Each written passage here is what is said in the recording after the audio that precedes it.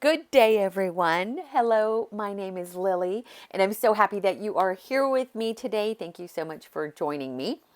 In today's video, I am still working on the two newest little golden books that I have altered, and I am turning into these beautiful junk journals. And in the previous videos, that I will link below. In fact, I'm just going to link the playlist to the little altered golden books down below. I welcome you to click on that link and then watch how I work on these junk journals. Everything from saving that golden spine, which means I don't even cut into it. I don't cut it out. I leave it as part of the junk journal. And also on, there's a video how I decorate the front covers. This one and others. Now, I have made 4 previous ones. These are the 2 newest ones that I am working on. And then I will also show you how I worked on this specific journal's binding, because that one was a little bit challenging. But all of that information is linked down below in the playlist. So please, I welcome you. Just click on that. You can see the videos that I have produced for the little golden books. This is a new project for me. But I mean, what I mean by new project is the little golden books is a new venture. It is something that I had never worked on before, and by trial and error, I am now creating these and showing you my process, including all of the, mistakes and learning curves and things like that. So, okay. So in today's video, we are now at the phase where I have made a selection of beautiful papers, and a lot of these are scrapbooking papers from my stash. So I'm not using junk papers. I don't think I have any junk papers at all. There may be vintage music paper in here, and then I believe I added either avocado dyed or coffee dyed paper. And then these altered number 10 envelopes. I will also have a link to my envelope playlist down below. These are a lot of fun to make, so you'll find that information down below as well. But I focused on using a lot of the papers, the scrapbooking papers that I have in my slash. Oh my gosh, tongue-tied.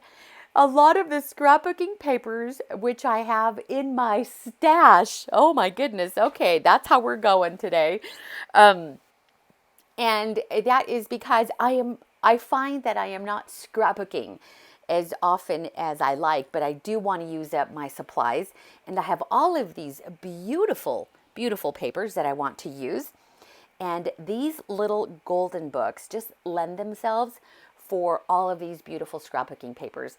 And here's the thing, I'm using papers that I've had for, some of them are probably 20 years old, but not all of them. Like, I don't stop collecting scrapbooking papers, you guys. I still purchase scrapbooking paper because I just love it so much. All of the designs and the prints, but I find over time that I stick to a certain style, or maybe not a certain style, but certain designs keep calling out to me, and so I find that I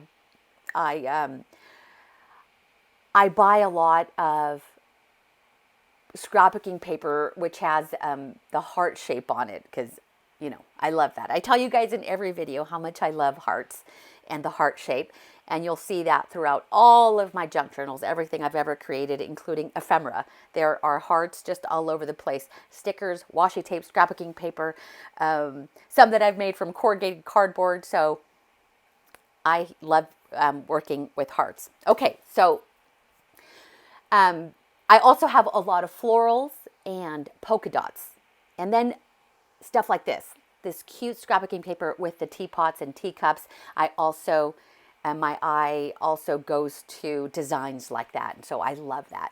So I went through my entire stash of scrapbooking paper, and also to kind of familiarize myself with my stash again. Right here, I'm showing you how I'm just taking my ruler to kind of make sure that the signatures are taut. And so I'm just kind of pressing them into that center so that they're nice and taut. So when I bind it into the spine, they are all even and put together. So that is what I'm doing with the ruler. And I'm gentle with it because I don't want to pierce or cut the paper. So just be careful if you use a ruler or anything to kind of press those pages or align all of the pages together. So I've already gone through and cut down all of the pages for the signatures. And all of these, the books themselves are 8 by 6. 8 inches in length and 6 inches wide. So my pages are going to be 8 inches in length. However, the width I trimmed down just a little bit under 6 inches. I want to make sure that once they are bound and they are within the covers, that they're not sticking out, that they fit perfectly within the junk journal covers. And so that's why I cut it just a little bit. When you cut down your signatures, you cut them down however you like. I have seen signatures where the pages kind of protrude at the top or even on the sides, and that looks great. So, but for these particular ones, I am going to keep them within the boundaries of the cover. Now, I have created a template to use for stitching in the signatures. I don't always use a template, but I found that with these books, because there are 2 signatures and not just one. So if you look back at a lot of the junk journals that I've made, they're single signature junk journals. But these, I've split the same amount of pages, usually about 20 pages, and I've just made 2 signatures. So using a template is actually much easier when it comes to stitching in the signatures. This is not so much a tutorial on how to use or how to create a template, but you could see here that I took a strip of cardstock in 8 inches in length. I folded it in half, and then I folded those halves again so that I can have 3 creases. You have the center crease and then a crease on each side of that center crease, so that I can mark the signatures so that they're even. The only reason I have a template is so that the 2 signatures are aligned somewhat perfect in the spine. Otherwise, if it were a single signature, I wouldn't even create a template. I would just stitch it and try to get it as centered as possible. But with 2, it's a little bit trickier. There are tons of tutorials out there online that will show you how to create a template for your signatures. But if this is something that you would like to see me do and how I do it, I'm more than happy to show you how I do this in a separate video. Just let me know down below. So I hope all of that makes sense. And I'm actually saving these templates for all of my little golden books. One of them is 1 1/4 inches wide, because I have found that some of my little golden books are 1 1/4 inches. Most of them are only 1 inch, have a 1 inch wide spine. So I've created the 2, the 1 inch and the 1 1/4 inch. So I'm just measuring, making sure that I use the correct one. I don't know what I was signaling there. I went no, but I don't know why I did that. But I do know that I was choosing the right template or the right size template for its little golden book. I grabbed some clothespins here because they were within reach to keep the template down. But you'll see up ahead how I switched it around and I used binding clips. So you just want to use something that's really going to hold that template in place. The clothespins are okay, but they move around. So if you have binding clips, smaller ones, just use those. They'll really grip that template and hold it in place. I grabbed my little binding kit. This is a We Are Memory Keepers binding kit that I purchased at a warehouse sale a while back.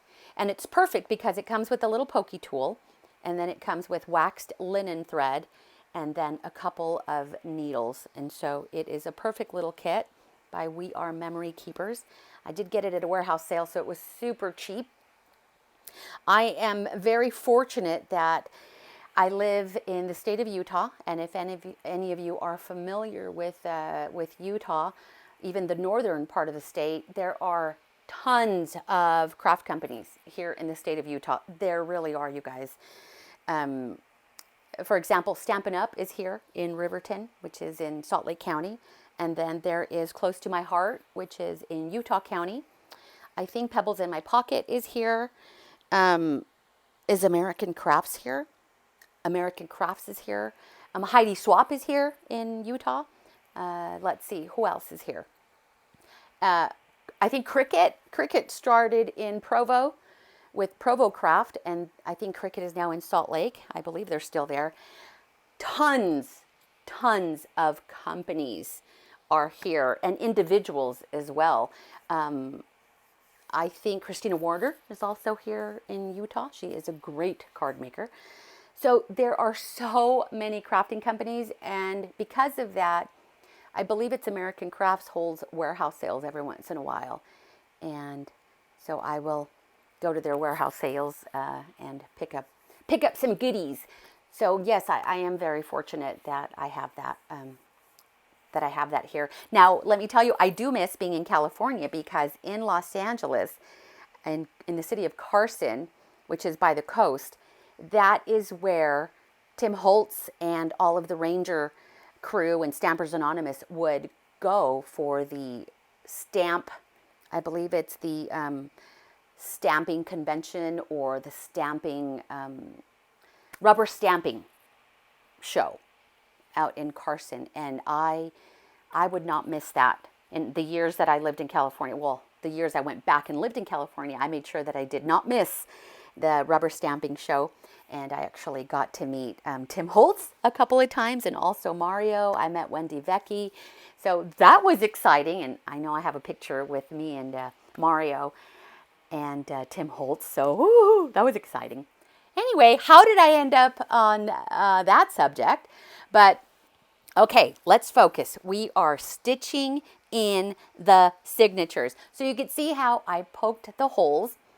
And the reason why the template is so much easier to use, you line it up, hold it with your binder clips, and then poke the holes into the binding. Super easy, so you don't have to guess where your needle is going through. It's already there. Right now, I'm using the same template, making sure that the top is marked and the bottom is marked. And I'm going to place it on the inside of the signature of the signature, and I'm going to poke the holes. So I'm creasing in that left-handed or that left side crease, and that's the one I am lining up, or will line up, to the inside of the signature. It's already marked, so I'm just going to poke the 3 holes. By the way, I am doing a 3-hole pamphlet stitch with these journals. There are other methods of binding, but I've tried others. This one is fairly easy, and it goes by really quick. You have to fidget. In the beginning, there is a little bit of fidgeting, but then once you've stitched in a few signatures, you kind of get the hang of it. You know exactly where to clip your papers, how to hold your papers, and how to make sure that they don't shift when you are piercing it with the pokey tool. So right here, I'm just lining it all up. I'm holding the template with the clip, because now I'm going to poke the holes. And by using the template with the signatures, it'll keep the holes lined up with the same holes on the spine of the little golden book. Are you keeping up with me, you guys? Because sometimes I just go all kinds of crazy and start rambling on. But they turn out really, really good. And the poking is fairly easy. And there are about 10 or 11 pages in this signature. And they've been folded in half. But that piercing tool goes through like a butter. So now you'll see I am creasing the right hand side of the template, because now I'm going to poke holes on the signature that I'm going to place on the right hand side of the book. And that's just to make sure that the holes all line up. And if you decide to use a template for a single signature, that's also pretty easy. You mark your holes on both the signature and the spine, and once you start piercing your threaded needle through the signature and through the spine, it does make it so much easier. It all depends. It depends on what mood I'm in. Sometimes I'm in the mood for a template, and sometimes I'm just gonna wing it and pray that it turns out. I have made mistakes in the past, and I think we've all done it where we have stitched in signatures upside down. So just make sure that when you are piercing your signatures, that you've gone through, you've double and triple checked to make sure that all your pages are lined up in the same direction. And then once you take your signature and sew it to the spine, double check again. Double check to make sure that you are not stitching it in upside down, because you guys, I have done it. I have done it multiple times, and I double and triple check. So go ahead and quadruple check just to make sure, because the last thing you want is to get it stitched in, and then as you're thumbing through, you're like, oh my gosh, some of the pages are upside down, or even some of the signatures are upside down. So just something to keep an eye on. Those are newbie mistakes, but you know what? Oldies like me, I say oldie because I've now been making journals for maybe 5 or 6 years. I still make those silly mistakes. So, and it's okay. I think it's because we just get so caught up in the moment and we're just go, go, go that, sometimes we forget, we miss a few steps. Okay, let me tell you a little bit about this embroidery floss. I do have that wax linen thread, which I could use, but I like using embroidery floss because of the colors, and I don't thread it apart. I leave all 6 strands. I believe that's how many come in embroidery floss, about 6 strands. I leave it intact. This one here is beautiful. It is a yellow gold, and it has a metallic shimmer to it. This particular embroidery floss, because it is metallic-y, it frays. And I threaded the needle off camera because let me tell you, I was struggling. Normally, I'll take a little bit of water from my Tim Holtz mister and I will spritz the end of the embroidery floss just so they're all together, and it just makes it easier to thread through. I don't lick it. So it's basically the same thing. If it was my own personal project, I would lick the thread just to, thread through the needle, through the eye of the needle. But this is not my own personal project, nothing that I'm keeping for myself. So the easiest thing to do is moisten it with water, because, it's just better that way, you guys. So I did it off camera, and I struggled a little bit because not even the water would keep the threads all together. And so you guys wouldn't see me struggling threading the needle. I just kind of took a deep breath and took my time and threaded it. So that is the difference between shimmery metallic embroidery floss and the cotton embroidery floss. Cotton will hold itself together at the ends, which makes it easier to thread through the eye of the needle, versus the shimmery metallic one, which just kind of just spreads. It just frays. So it's like an unruly toddler trying to, corral the child into a playpen. Same thing. You're trying to corral 6 threads into the eye of the needle. So just take a deep breath, you guys, because it does look pretty. In the end, it does make a difference. So, and I love the shimmery thread. So I'm just telling you right now, you just have to be a little bit patient. And I love it. It's so pretty, because it just matches so well with this junk journal. In the other one, I don't use shimmery thread. I do use embroidery floss colors or shades that match the books. And even though this color would have matched all of the little golden books, I also pulled colors from the cover and from the pages to use. So here, I'm showing you here. Now the holes are already poked, but sometimes the pages will shift slightly and sometimes you'll struggle trying to thread that needle through. So all I'm doing, and I'm putting my face right into that paper because I can't see.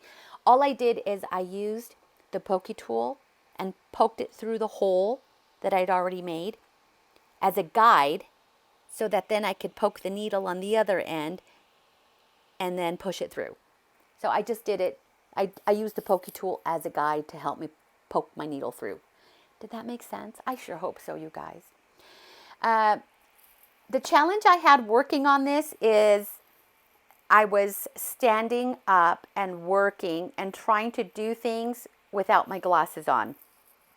And normally when I stitch the signatures together, my face is right into my work like nobody's business. It's like right there, up front and close. Because it's just easier for me to see. So that's why you caught a glimpse of my face. Because I couldn't see. And so, okay, so now it is threaded through. And I do a double knot, making sure that I catch that center thread and just do a double knot. I'll give you a little trick too. And I don't show it in this video, but just a little FYI. Tying a double knot with this thread, it will, like it doesn't hold tight. It will start to unravel or to undo. So once I was done stitching the signatures in, I went right to the center of the signatures where I tied the double knot, and I put a couple drops of glue right on that knot and then let it dry, and did the exact same thing with the second signature. Do you see what I'm doing here? This is what I'm doing. I wet the thread so that I could thread the needle, and I use that little spritzer. I do that instead of, licking the thread. Just so you know. What was I saying? Oh my gosh, I forgot what I was saying now. Oh, about the glue on the thread. So then once I stitched, or once I was done gluing that knot in the first signature and let it dry, because I also don't want the pages sticking to themselves, then I open up the middle of the second signature and then put a little, after I do the double knot, I add a couple drops of glue right on the knot to keep it from fraying. I do not have to do that with the cotton embroidery floss. I only have to do it with these synthetic ones because they will unravel. I think that's why, because they are synthetic, like a plastic or a rayon, it's harder to tie a knot. And I'm not a knot expert. I'm sure there's knots out there that I could do, real fancy knots to keep it all in place. I'm not at that level, so I just use glue.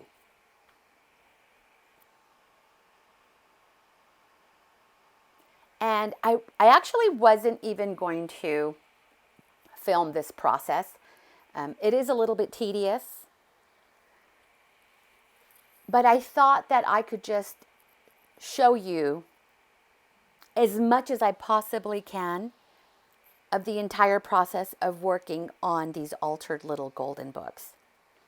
And then in the future videos, when I work on other videos or other journals in the future, I can always refer you to this video. I can say things like, by the way, if you're interested in watching a video on how I stitch signatures to the binding, there's this video. So I can do that in the future now that I have this video. I may have others. I don't remember if I have other videos where I show you how I do the stitching or the binding of the signatures. But there's this one now. and it'll be in that playlist for everyone to see and me to refer to. I also find that sometimes I forget how I've done something because a lot of the creations are spur of the moment thoughts, and because I want to execute them immediately, I'll get to working, and sometimes I turn on the camera and sometimes I don't.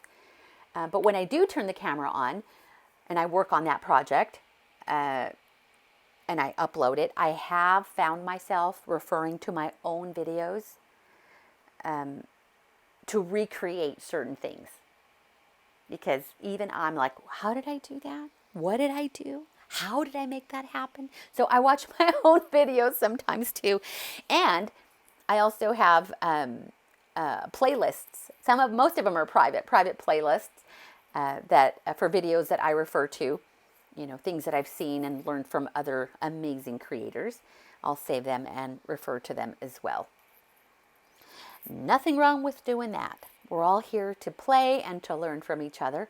And I really do hope you guys that you find my videos helpful and educational. I know that I tend to talk a lot, but that's just the way I am. I cannot help it. So if you mute me, raise your hand. I want to know. Give me a thumbs up if you mute my channel. Oh my gosh. You know, it's okay. But if you're okay with me being chatty Lily, let me know below too. So do you see how these can be a little bit tedious? What I'm checking here is to make sure that once I have sewed the thread through the signature, that it's nice and taut. You don't want to pull too hard on those strings because you don't want to cut the paper. But you do want to make sure that you're pulling taut so that there's not any slack on the actual spine, on the outside of it. So that's the reason why I keep going back and forth and kind of feeling the threads right here in the back, making sure they're taut. You want them to feel like guitar strings. And then just tie my knots. And when I tie those knots, I have opposite ends under that center string because I'm going to catch it in that knot. It kind of keeps everything secure. And then off camera is where I just added a couple drops of glue right into the center knot to keep it from fraying. Do you see how the ends are kind of all over the place? They look like little broomsticks, like brooms. They're just kind of fanning. But look at how pretty they look. So, so pretty. In the next video, you guys, I thread beads through all those strings, okay? That was a challenge, but it was fun because it's going to look so pretty. So pretty. And I just love, I made the embroidery floss extra long because I'm going to add those beads in the next video. So I will have that up for you in a couple days. So watch out for that one. If you would like to receive notifications, just subscribe to my channel, and then there is a little notification bell that you could also select so that every time that I upload a video, and I'm sure you know this, you can receive a notification. So I do the exact same thing with the signatures for the little cat, little golden book, but it's the exact same method, the exact same process as the other one. So I'm not going to show you how I do it. It would be boring, and I'm sure you would skip through it anyway. So I'm going to spare you that. But what I am going to do is I'm going to further embellish the front cover because I felt like it needed something on that lower left-hand corner of the cover. And so I have these beautiful wooden sentiments. They are made by Heidi Swapp. I have had these for a very long time, and I keep them in this vintage jewelry box that I picked up at a thrift store. Look at this beautiful box. And so that's where I keep my little phrases by Heidi Swapp. They are beautiful. This one snapped in half, but that's okay. A little bit of glue will repair it. And I keep it in there with all of my tiny little florals because it just looks so pretty on my desk. And I chose this one that reads Adore. And I took some gold wax and I spread it all over. Did I use gold wax? Oh my gosh. Oh, I know what I did. I gave it a base coat of white because I thought I wanted it white. So I used white chalk paint. But then it looked kind of plain. And so I used some of that, the wax, the gold wax, to kind of rub it on there, and it turned out really nice. So now I am going to hot glue the Adore onto the front cover.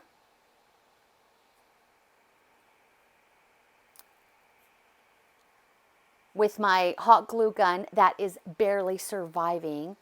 If you want to know why, watch my previous video, you guys, on the disaster I made with the glue gun. I used the wax sticks to make wax seals, and I used it in this glue gun. And so now my glue gun is stuck.